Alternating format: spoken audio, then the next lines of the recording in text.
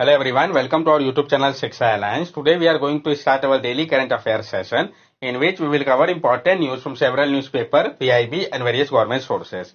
So let's begin our session. Our first topic is कलाइगनार Magalir Urimai थिटम। तो हम जानेंगे इसके बारे में कि यह है क्या, सब कुछ समझेंगे। Kalaignar Magalir Urimai Thittam is a women right grant scheme just rolled out in Tamil Nadu aimed at providing financial support to eligible women recognise as head of family.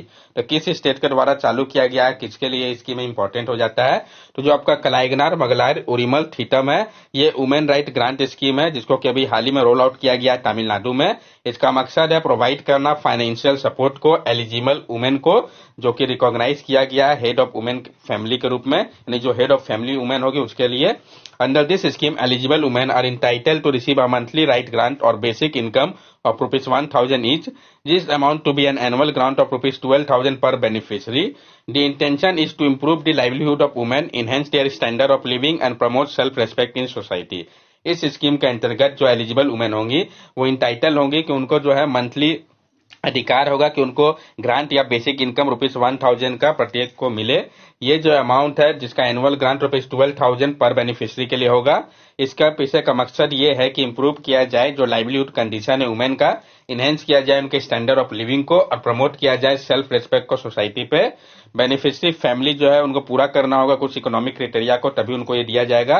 तो सबसे पहला क्राइटेरिया है कि एनुअल इनकम जो है उनका बिलो होना चाहिए रुपीज 2.5 लाख से। ओनरशिप जो है लेस देन 5 एकड़ ऑफ वेटलैंड होना चाहिए या लेस देन 10 एकड़ ऑफ ड्राई लैंड होना चाहिए उनके पास।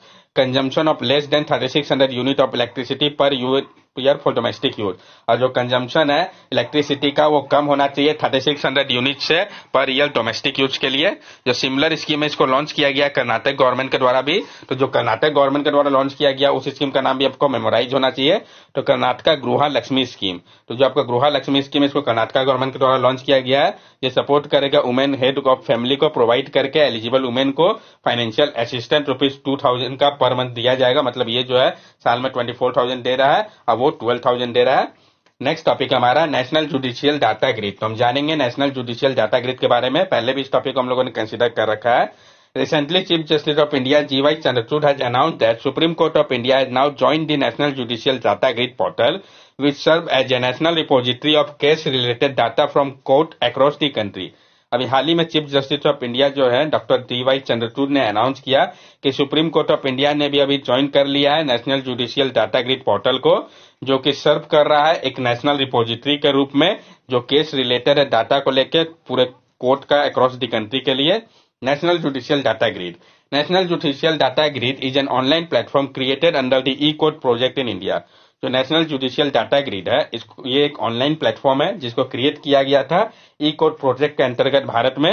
It serve as a comprehensive database that contain information about order, judgement and case detail from district and subordinate court and high court across the country.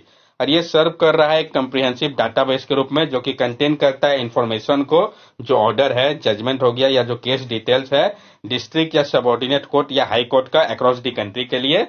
ये जो आपका national judicial data grid है इसको manage किया जा रहा है, ये एक पार्ट है ई कोर्ट प्रोजेक्ट का ही, जो कि सेंट्रली स्पॉन्सर स्कीम है।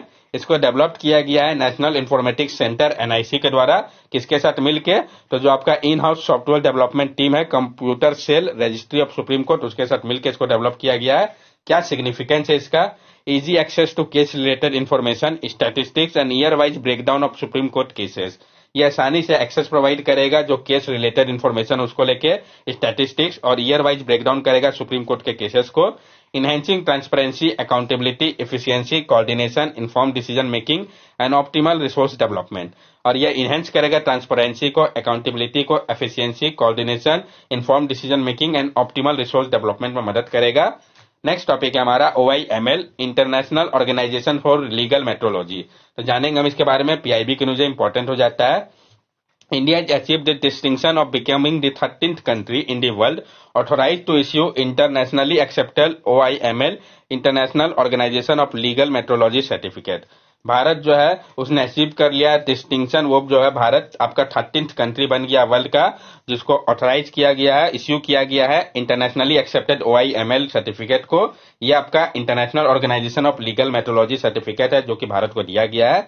ये जो अकॉम्प्लिशमेंट है ये अलाउ करता है कि जो डोमेस्टिक मैन्युफैक्चर होंगे भारत में, अब उनका जो वेट होगा या मेजर करने को लेकर इंस्ट्रूमेंट जिसको कि टेस्ट किया जाएगा कंट्री के अंदर, और वो सेल कर पाएंगे इसको इंटरनेशनल मार्केट में भी इस सर्टिफिकेट के कारण। OIML के बारे में हम जान ले। International organisation of legal metrology is an intergovernmental organisation established in 1955 with India becoming a member in 1956. It has 63 member state and 64 corresponding member. जो OIML है ये आपका एक इंटर गवर्नमेंटल ऑर्गेनाइजेशन है जिसको स्टैब्लिश किया गया था 1955 में। भारत जो है इसका मेंबर 1956 में ही बन गया था। इसमें 63 मेंबर स्टेट है और 64 कॉरस्पॉन्डिंग मेंबर है। क्या सिग्निफिकेंस है इसका? benefit indigenous manufacturer as they can export their weighting and measuring instrument worldwide without incurring additional testing fee resulting in cost saving. ये बेनिफिट करेगा इंडिजिनस मैन्युफैक्चरर को कि अब जो है वो एक्सपोर्ट कर पाएंगे वेटिंग और मेजरिंग इंस्ट्रूमेंट को पूरा विश्व में बिना कोई एडिशनल टेस्टिंग फी के, जिसके कारण कॉस्ट सेविंग होगा। India can support foreign manufacturer by issuing OIML pattern approval certificate through its certified RRSL generating foreign exchange through fees and services. अब भारत जो है वो सपोर्ट कर पाएगा फॉरेन मैन्युफैक्चरर को भी इश्यू करके OIML पैटर्न अप्रूवल सर्टिफिकेट को अपने सर्टिफाइड RRSL के माध्यम से, और इसके कारण वो जनरेट करेगा फॉरेन एक्सचेंज को फी और सर्विस के रूप में। Influence OIML policy and provide input to the OIML strategy, और इन्फ्लुएंस करेगा ये OIML के पॉलिसी को भी और प्रोवाइड करेगा इनपुट को OIML के स्ट्रेटेजी के लिए।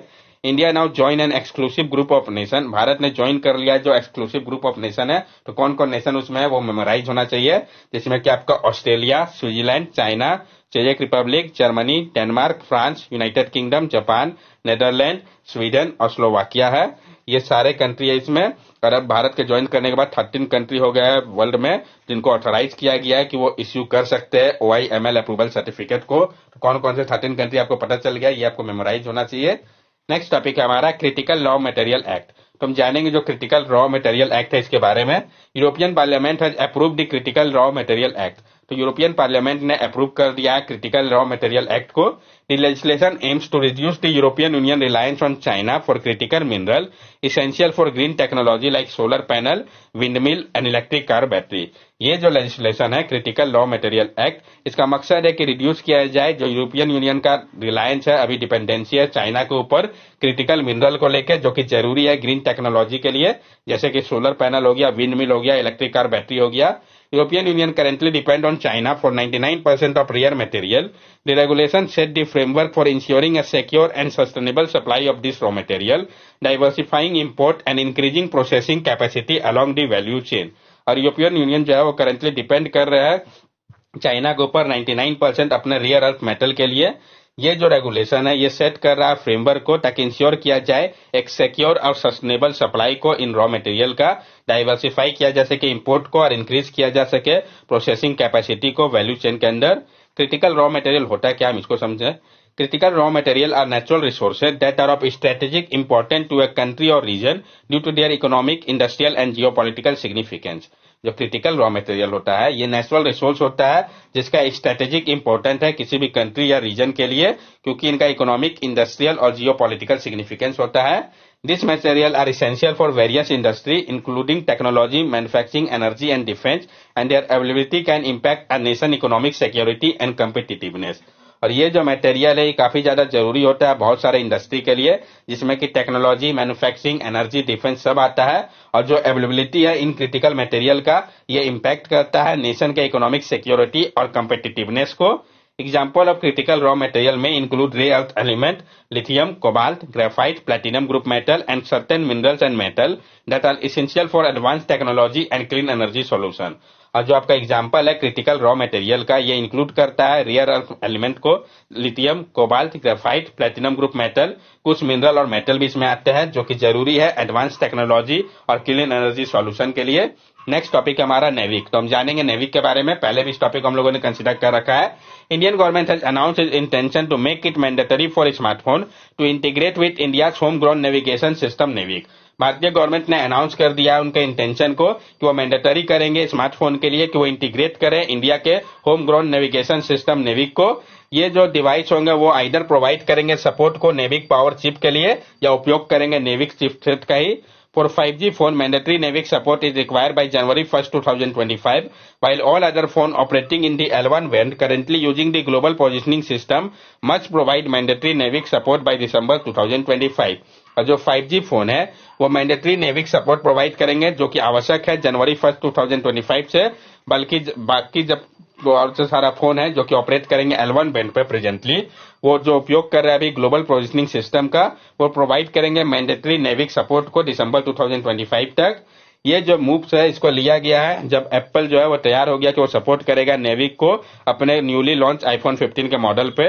नेविक जो है ये इनकरेज करेगा उपयोग करने में मोबाइल डिवाइसेस में, और ये जो है पूरी तरीके से मैंडेटेड नेविगेशन सिस्टम होगा। इसका जो कॉस्ट और परफॉर्मेंस कॉम्पिटिटिवनेस है इसको भी कंसीडर किया जाएगा। NAVIC is India's indigenous alternative to GPS and currently has 7 satellites in orbit with plan to expand to 12 in the future. और NAVIC जो है वो भारत का खुद का अल्टरनेटिव है जीपीएस का, और करेंटली 7 सैटेलाइट जो है वो ऑर्बिट में है इसके लिए, और भारत ने प्लान किया कि वो इसको एक्सपेंड करके 12 कर देंगे फ्यूचर पे। नेक्स्ट टॉपिक है हमारा banning glue pad for rodent control. Ban करने की बात कही गई है ग्लू पैड को रोडेंट कंट्रोल के लिए, तो जानेंगे ऐसा क्यों कहा गया, फिर ग्लू पैड होता क्या है। तो दिल्ली गवर्नमेंट ने बैन कर दिया है मैन्युफैक्चर, सेल और उपयोग को ग्लू पैड का रोडेंट कंट्रोल के लिए। उन्होंने ज्वाइन कर लिया बहुत सारे इंडियन स्टेट को जो कि इस स्टेप में है। ये जो बैन है ये फॉलो करता है जो एक एडवाइजरी था animal welfare board of India का 2011 का, और जो सब्सिक्वेंट आया था 2021 में, उसको ध्यान में रख के किया गया है।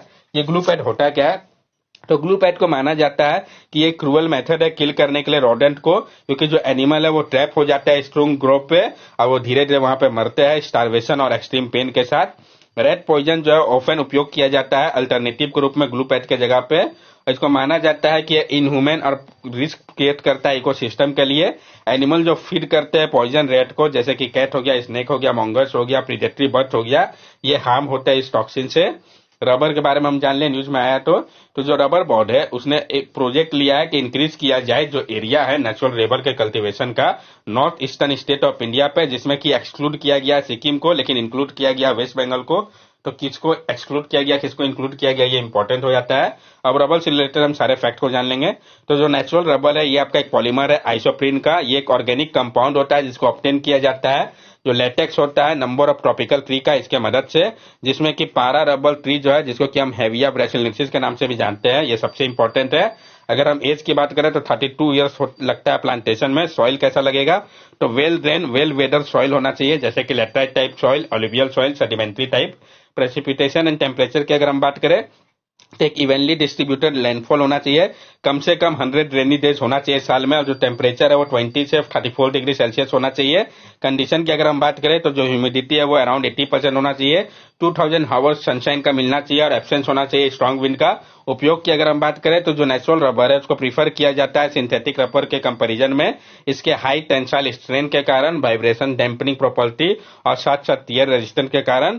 जो वर्ल्ड का मेजर प्रोड्यूसर है रबर का तो कौन कौन सा है, सबसे ज्यादा आपका थाईलैंड प्रोड्यूस करता है, then Indonesia, then Malaysia. India की अगर हम बात करें तो सबसे ज्यादा केरला में रबर प्रोड्यूस होता है 75%, उसके बाद तमिलनाडु, देन कर्नाटका। इंडिया 5वां लार्जेस्ट प्रोड्यूसर है और सेकंड लार्जेस्ट कंज्यूमर है नेचुरल रबर का। इंडिया जो है वो करेंटली पूरा करता है 40% अपने रिक्वायरमेंट को इंपोर्ट के माध्यम से ही। रबर रिसर्च इंस्टीट्यूट जो है ये रबर बोर्ड के अंदर है। रबर बोर्ड ऑफ इंडिया को स्टैब्लिश किया गया था 1955 में, जिसका हेडक्वार्टर कोटायम केरला पे है। ये जो बोर्ड है ministry of commerce and industry के अंतर्गत आता है, जो कि रिस्पॉन्सिबल है डेवलप करने के लिए रबर इंडस्ट्री को भारत में। नेक्स्ट टॉपिक है हमारा रेड फायर एंट। तो हम जानेंगे रेड फायर एंट के बारे में। रेड फायर एंट, जिसको कि हम साइंटिफिकली सोलिनोप्सिस इन्विक्टिका के नाम से भी जानते हैं, ये ओरिजिनेट हुए थे साउथ अमेरिका पे और ये अब इन्वेट कर दिया है यूरोप को भी। ये जो इन्वेसिव एंट है, इनको रैंक किया गया है कि ये वर्ल्ड का 5th कॉस्टलीस्ट स्पीसीज है कॉम्बैट करने के लिए। जो पेनफुल स्टिंग होता है इसके कारण पस्ट्यूल एलर्जी या इवन फेटल एनाफ्लेटिक शॉक भी हो जाता है। रिसर्चर का मानना है कि जो क्लाइमेट चेंज है ये फैसिलिटेट कर रहा है फर्दर स्प्रेड को रेड फायर एंट का यूरोप में। Invasive species drive plant and animal extinction, threaten food security and exacerbate environment catastrophe. जो इन्वेसिव स्पीसीज होता है ये ड्राइव कर लेता है प्लांट और एनिमल के एक्सटिंक्शन को, ये थ्रेटन करता है फूड सिक्योरिटी और बढ़ा देता है इन्वायरमेंटल कैटास्ट्रोफ को। यहाँ पे आप देख सकते हैं रेड फायर एंट स्पीसीज को। That's all for daily current affair session. अगर आपको हमारी वीडियो अच्छी लगी हो तो हमारे चैनल सब्सक्राइब करें, हमारे वीडियो को लाइक करें और ज्यादा से ज्यादा शेयर करें। These are our social media link. From here also you can stay connected with us and give us your valuable feedback. Thank you and have a nice day.